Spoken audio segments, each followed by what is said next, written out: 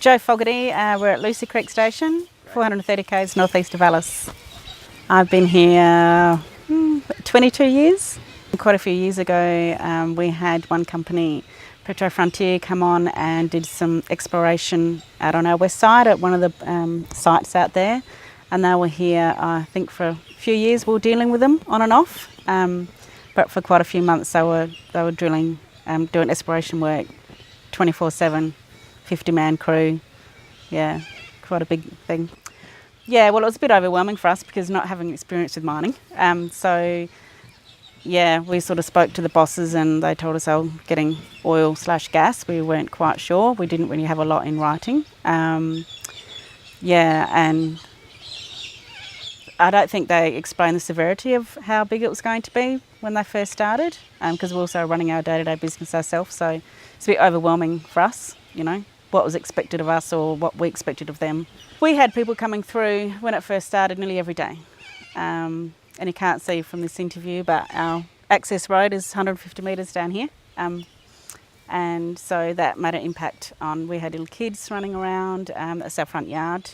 So, and a lot of people, they delivered satellite dishes out there and things, and they'd come to our door not knowing where to go, and there was no maps, and we had to ask for things to be put in place like speed limits and etc., because people were just driving too fast. And yeah, we sort of didn't get it sorted out first. As things happen, we had to address the issues, and we had road trains heavy on the road. The government really didn't fix them all that often because I think they thought, well, the mining are affecting the roads, and mining probably thought, well, the government own the roads, like to this gate, the government have responsibility. So yeah, the roads are pretty disgusting, and trying to get cattle out, it was an effort. They were just all powdered up from the heavy haulage. When they did do moves, like with all the demandables and the quarters and everything at the mine sites, there was 50 road trains a day, like continually coming through. Like I had my camera taking photos of each truck coming through because we were just astounded of. Just here, yep, just in front, continually. Cars, we had flights, you know, sometimes up to 5 flights a week, direct from Brisbane, Adelaide, Alice. And they used to let us know when they were landing. The other company that came in and took over from them didn't. We didn't have a clue what was going on. So, you know, we might think someone's landing, is coming to see us, so we'd go out and it would be a mining company.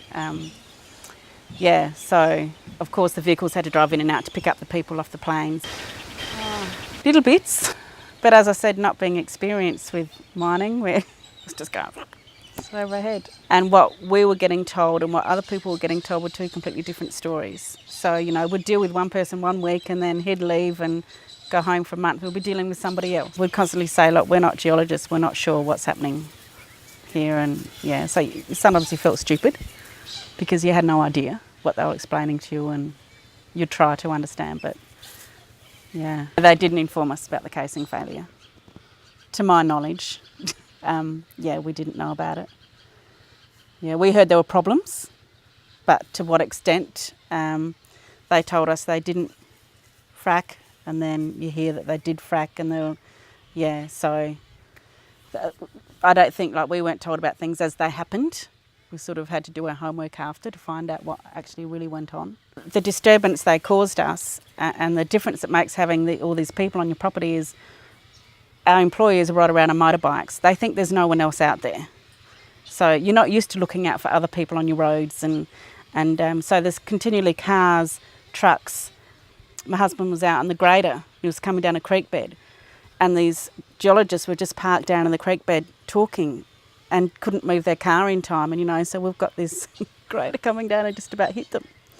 No, I don't think they've just got any idea of, you know, when you're trapping cattle and things like that, that you've got to drive slowly and just respect, I suppose, is the biggest thing, your property and what you're doing. I mean, I used to go out walking every morning on the same road, and one guy came around the corner and just about ran me over. He was up on 2 wheels on his car. We did actually do our homework and contact people to see what right we had in agreements and things like that. And we thought at the end of the day, no agreement's going to stand in court, so what's the point? A lot of it was verbal. Yeah, and when things, as I said, when things arose that we had problems with, we'd address them then, like the speed of people coming through here. And the first company, if you did not apply by that, you were dismissed instantly. Yeah, they didn't really tell us what resources they were expecting to find. We didn't even think they were going to frack.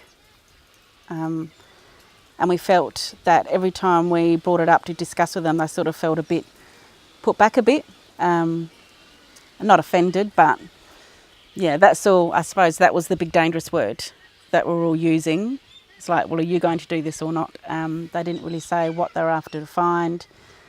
And when, they did come through the property and call into our big kitchen, we all sort of meet together. I would ask, what's happening, and we haven't got anything, or, there wasn't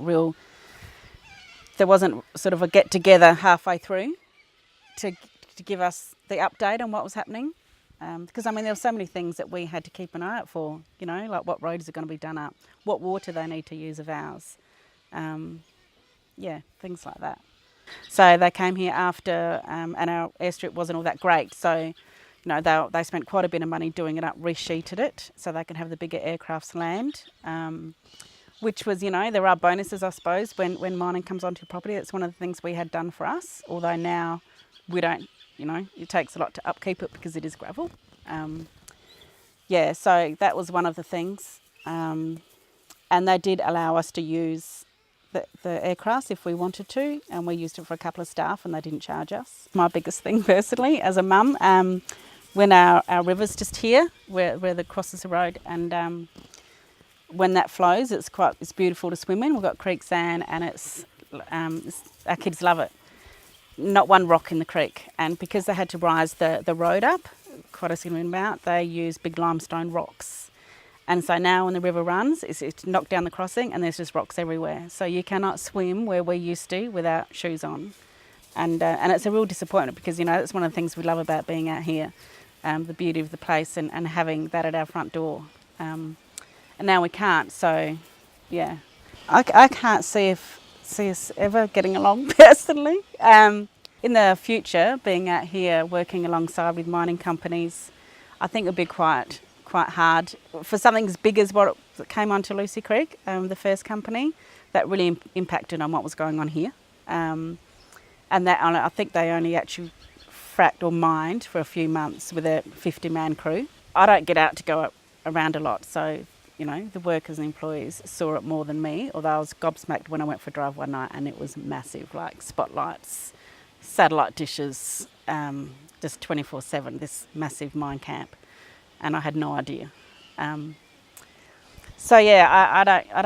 don't really know how it's going to work. I wouldn't like them to be here full time. I would hate it for them to be here. The first lot was getting water from the creek was running for about 9 months that first year. So they took a lot of water out of there. They took water from some of the bores, but not too many of them.